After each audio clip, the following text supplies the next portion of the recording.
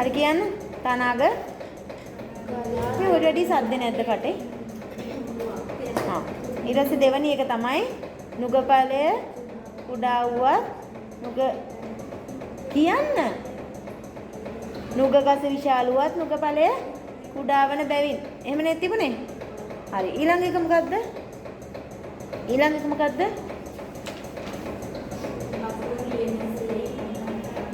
මොකද්ද? ඔව්. නොදන්නා කෙනෙකු පත්වල හිරියඳින්නාසේ. දැන් ඔන්න මම දැන් කිව්වා මොකද්ද? පය බර වායට පිටිකර බෙහෙත් බඳිනාසේ. මොකක්ද තව එක? කියන්න.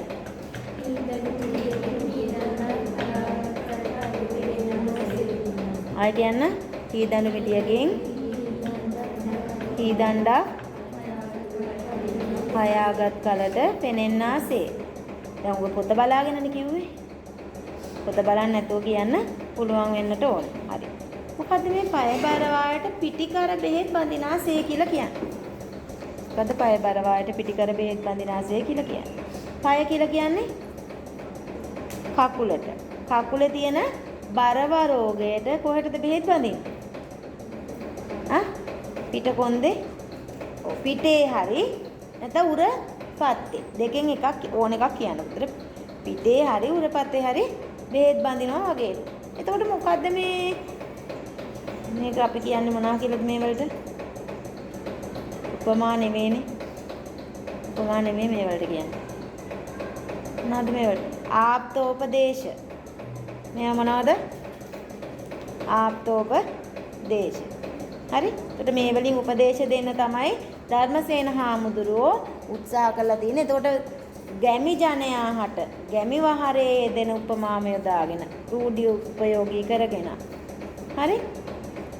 ධර්ම කරුණු දහම් කරුණු දෙසන්නක තමයි උත්සාහ කරලා තියෙන්නේ. එතකොට ඒක සනාථ කරන්නට උත්තරේ ලියද්දී ඔන්න ඕවා ටික දාන්න ඕනේ. එතකොට මේ කකුලේ තියෙන අසනීපෙට පිටේ බෙහෙත් බඳිනවා වගේ කියලා ඇයි මේ අවස්ථාවේදී ධර්මසේන හාමුදුරුවෝ කියන්නේ?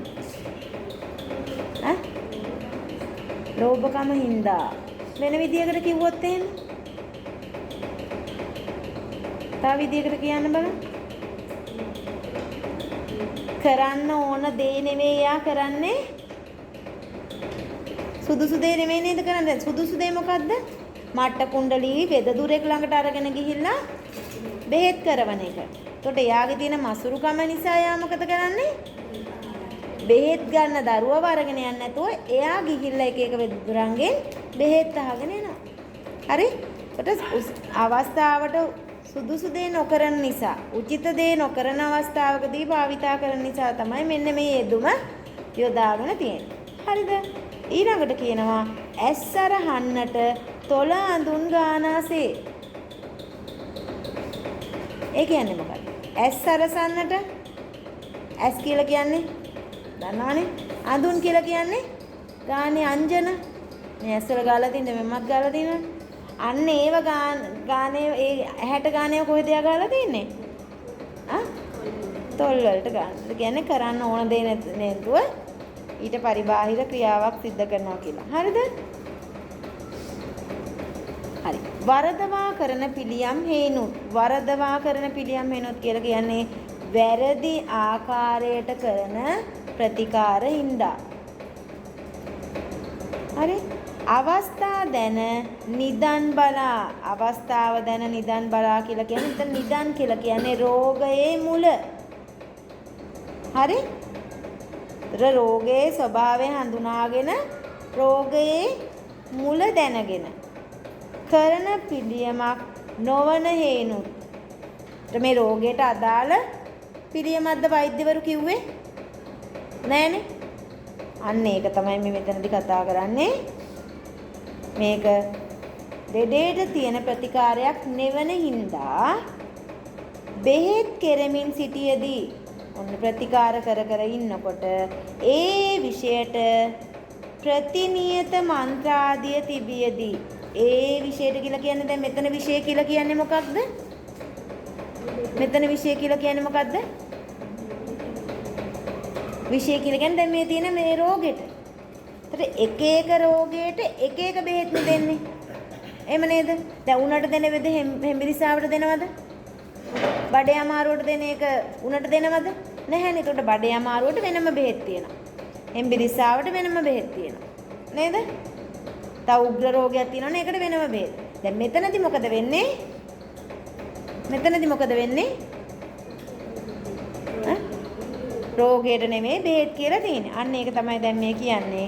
ඒ විෂයට ප්‍රතිනියත මන්ත්‍ර ආදී තිබෙද්දී එක් එක් රෝගය සඳහා නියම බෙහෙත් මන්ත්‍ර ආදී තියෙද්දී අනික් මන්ත්‍ර ආදියකින් විෂ බාමින් සිටියේදී දැන් අර මං කියපු දේ වෙනත් බෙහෙතක් දුන්නා කියන අර්ථය පැහැදිලිද? වඩාගෙන යන විෂයක් මෙන් වඩාගෙන යන විෂයක් මෙන් කියලා කියන්නේ මොකද්ද මේ? වඩාගෙන යනවා කියලා කියන්නේ වර්ධනය වෙනවා, රෝගය උත්සන්න වෙනවා. මෙතන විෂයක් මෙන් කියලා කියන්නේ විස කියන එක. හරිද? රෝගයේ බලවත්ව ගොසින්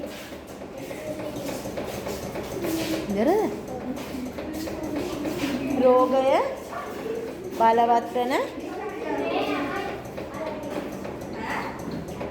හරි.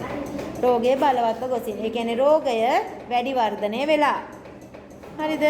මරණින් මුත් පිළියමින් අසාධ්‍ය බවට පැමිණියේය. මරණින් මුත් කියලා කියන්නේ මරණයට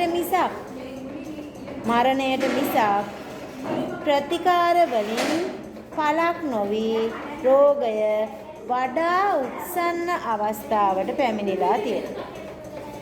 පැහැදිලිද? දැන් මට කියන්නකො මොකද්ද සිද්ධ වුනේ කියලා?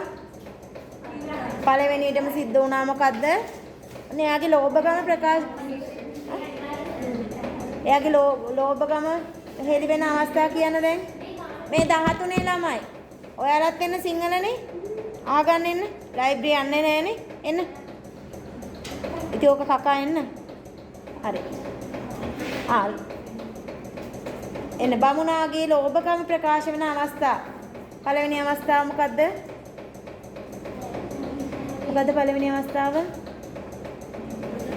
මතක නෑ ඊයේ නේද කියලා දුන්නේ. මට්ට කුණ්ඩලියට කුණ්ඩලාභරණයක් සාදලා දෙන අවස්ථාව. දෙවෙනි අවස්ථාව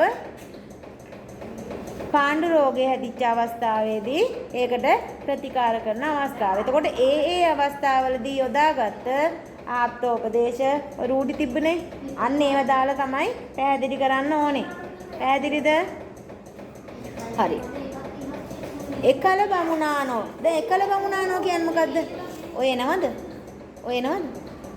එනවා මෙතනට. එකල බමුණානෝ කියන්නේ මොකද්ද? එකල බමුණානෝ කියන්නේ මොකද්ද? ඒ වෙලාවේ බමුණා. ඊට පස්සේ